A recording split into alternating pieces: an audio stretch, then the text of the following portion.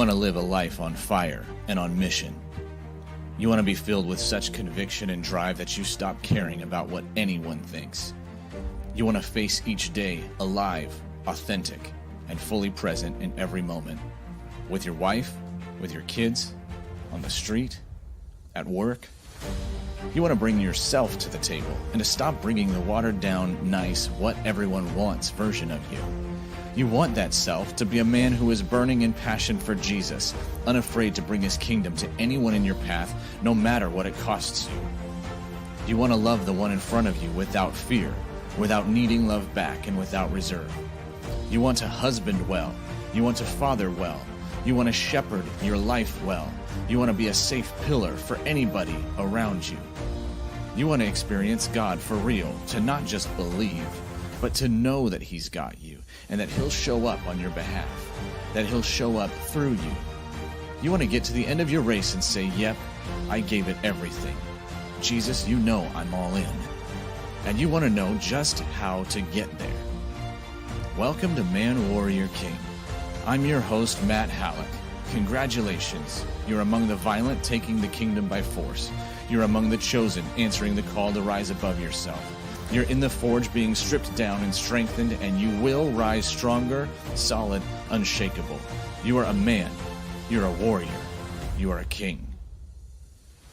Welcome to another episode of the Man Warrior King podcast. Matt Halleck here. I hope you are having a fantastic day. And if not, I hope that you are growing and becoming more awesome, stronger, more Man Warrior King because of it. I want to pray for you today. Jesus, I pray that you would bless these men and women who are listening to the podcast right now. I pray for your fire to fall on us, God. I pray that you would ignite us. You'd ignite us with your spirit. You'd ignite us in power. You would ignite us to go forward and live the life of the kingdom and to stop being run by struggle and survival. God, I pray that you would instill in us a new trust, a new faith, for you to sustain us in this world while we live in heaven and from heaven. Because sometimes, God, we get stuck living in earth and from earth and asking for the faith to believe in the kingdom, asking for the faith for you to take us up into the kingdom. And I want that to reverse, Jesus. We love you, God. I love you so much. Gentlemen, today I want to talk about this mindset, this concept that's out in the world, especially in the world of men. And I want to shed some kingdom light on it. I don't think that it's all bad, but I also don't think that it is all good. And it's this concept that as a man, whatever situation, whatever circumstance you find yourself in right now, it is because you have led yourself there. It's because you are getting exactly the things that you have sowed into that you deserve.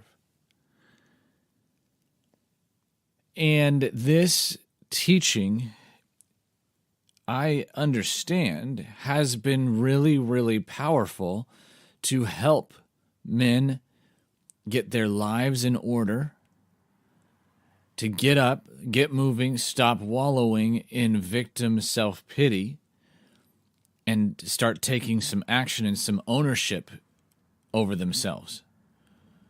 And that all is very good. I see that. I acknowledge that.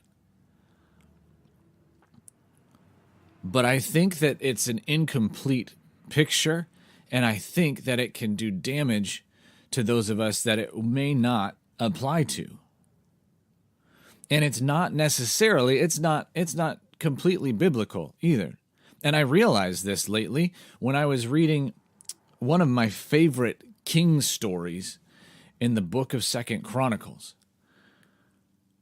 the story is a pretty famous one where King Jehoshaphat is basically, he's got a bunch of enemies coming against him. It says in 2 Chronicles chapter 20, the Moabites and the Ammonites and some of the Meunites came against Jehoshaphat for battle. And some people came and told Jehoshaphat, saying that a great multitude is coming against you from Edom, from beyond the sea. And behold, they are in Hazazon Tamar. So there's this huge multitude of a couple different nations coming against Jehoshaphat. And it says that Jehoshaphat was afraid. And he set his face to seek the Lord, and he proclaimed a fast throughout all Judah. And Judah assembled to seek help from the Lord. From all the cities of Judah, they came to seek the Lord. And as the story goes on, they pray, they seek the Lord. There's some really, really powerful verses here. And a man, a prophet, rises up and tells them that, you know what? It's going to be okay. And God is going to deliver you. Go out against these people because God will be with you. And this is the story where Jehoshaphat then has the group of worshipers go out in front of the army. And as they start worshiping, then God himself shows up and fights on their behalf, and it's a miraculous victory for the people of Israel. So this is that story. And what struck me about it was the backstory to it. Because just before these enemies came and marched against Jehoshaphat and Jerusalem, in chapter 19, it talks all about the reforms of Jehoshaphat. And it says that in verse 4 of chapter 19, he went out among the people and brought them back to the Lord, the God of their fathers. He appointed judges in the land in all the fortified cities. And he said to them, consider what you do, for you judge not for man, but for the Lord. He is with you in giving judgment. Now then, let the fear of the Lord be upon you. Be careful what you do, for there is no injustice with the Lord our God, or partiality, or taking bribes. And he appointed Levites and priests and heads of family to give judgment for the Lord and to decide disputed cases.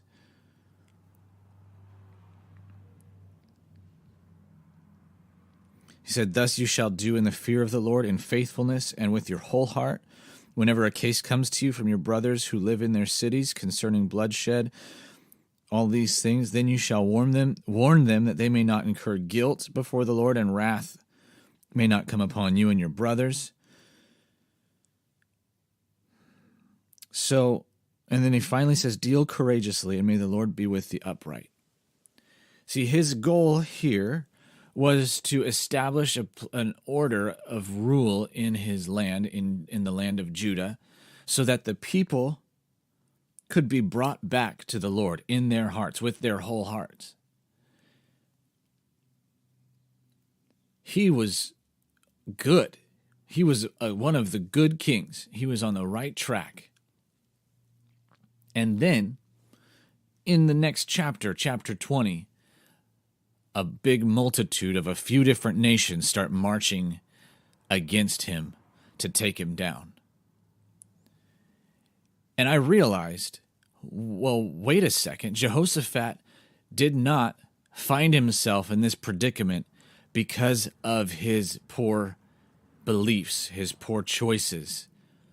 He did not necessarily sow in such a way that was reaping these enemies coming against him. This story right here shows that concept that we are completely 100% in charge of the situation that is in front of us, or we are the ones who have brought it about. This story shows that that's just simply not true. And you have verses in the New Testament, like where Jesus says that the Father causes the sun to shine on the righteous and the unrighteous. And he also gives rain, which in in that case is a good thing. We often think he causes good to happen in the sun on good and bad people, and he causes bad to happen from the rain on good and bad people. But both of those things, the sun shining and the rain, are good things. The rain is always a good, refreshing thing in the Bible. So he's saying God brings about good on the righteous and the unrighteous, on the people who have sown into it and those who haven't. And the Psalms are full.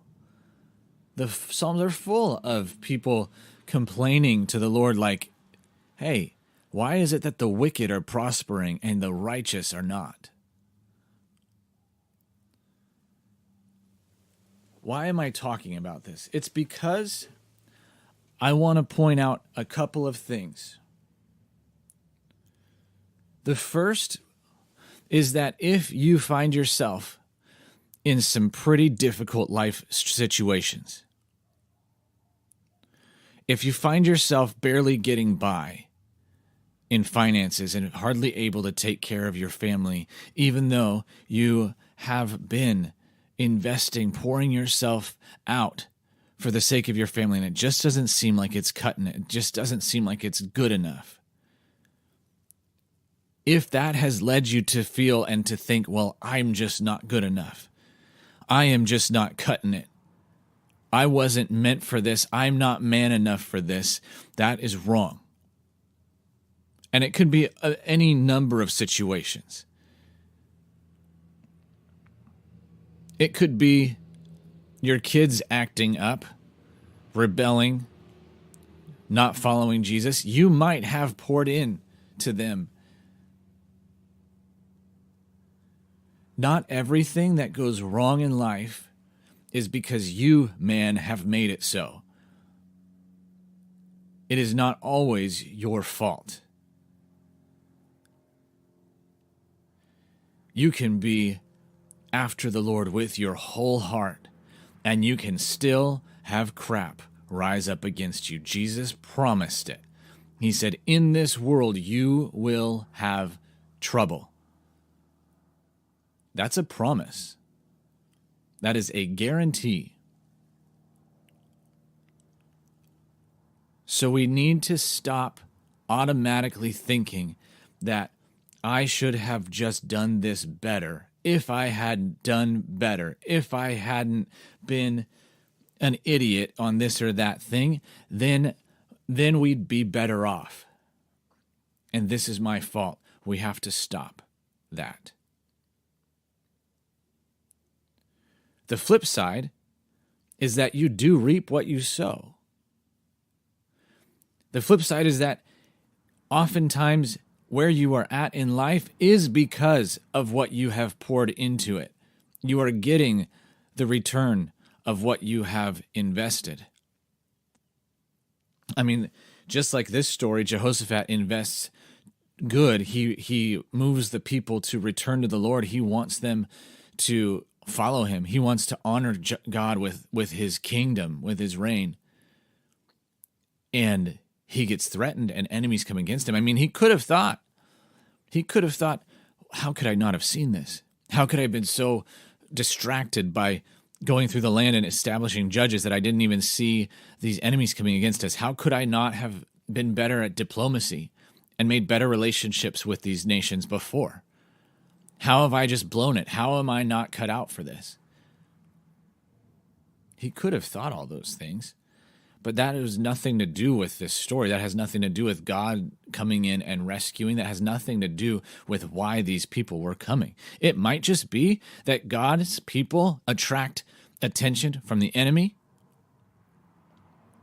It might just be that there's a war. Anyway, just like we have this story where Jehoshaphat poured in good and reaped struggle, there are plenty of stories where kings pour in evil and reap evil and judgment and destruction. And they did reap what they sowed. And maybe you are experiencing circumstances in your life because of what you've been putting in. That can, and I'm sure that is true.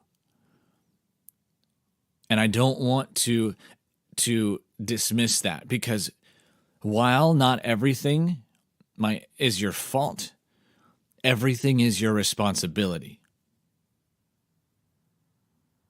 That's a very important distinction. While everything is not necessarily your fault, everything is your responsibility.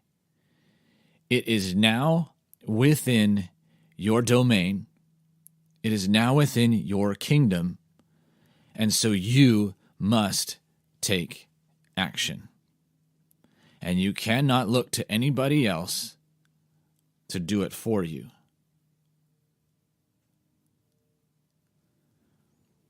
I would suggest that your first and primary action be to go before Jesus like Jehoshaphat did. He laid himself bare before him. It says he was afraid. He had been sowing good, and it didn't mean that he was impenetrable. He was actually afraid, and God didn't require perfection from him. God didn't require, hey, why are you afraid?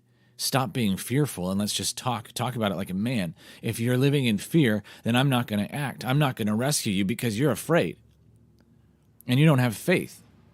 God didn't say anything like that. He didn't act like that, because Jehoshaphat coming to the Lord was faith enough. And there might have been a battle and a struggle going on inside of him between fear and faith, but he was choosing faith even while feeling fear. And sometimes that's the best you can do while you're in the process of being made new, while you're in the process of being strengthened to the point where fear has no place anymore.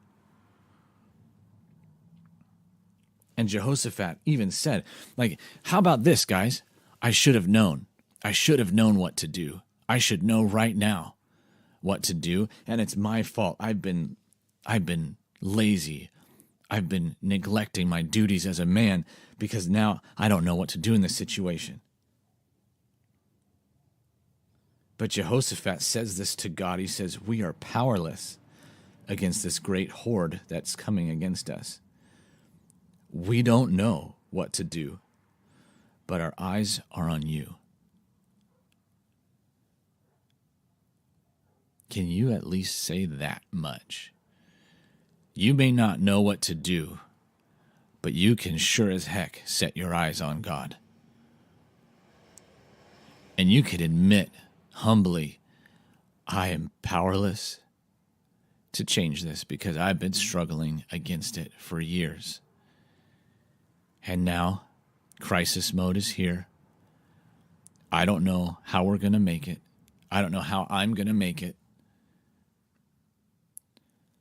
I'm powerless against it, but God, my eyes are on you. And they haven't been, but they are now. I'm yours.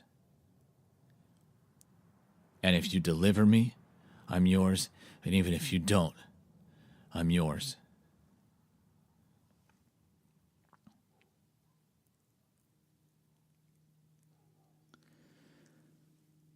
So how is it possible for us to know? How do we know whether the things that we are in are our fault or not? How do we know that if there's something going wrong, then the root problem is in me, so therefore I should get to work addressing it? Or if the root problem is simply because in the world we'll have difficulty and I will endure, I will overcome these things that come against me. I don't know if you need to know, actually.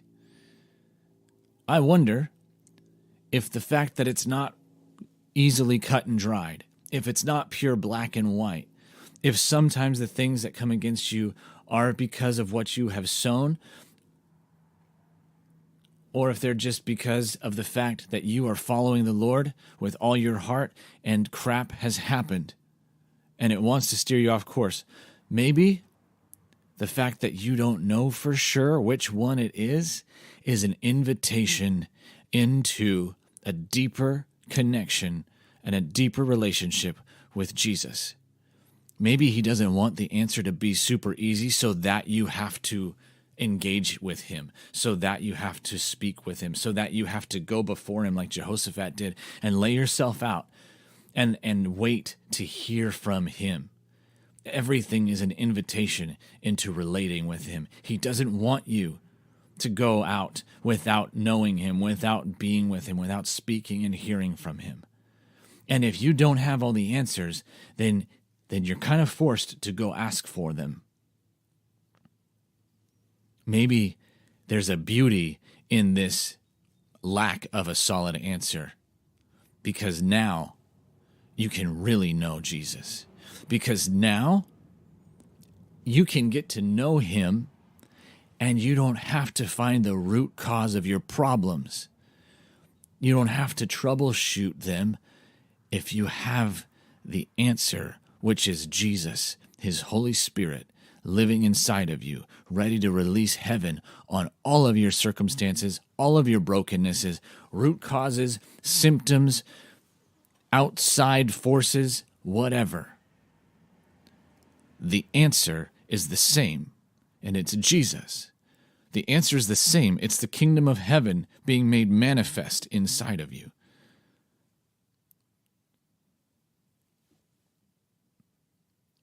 So go to him.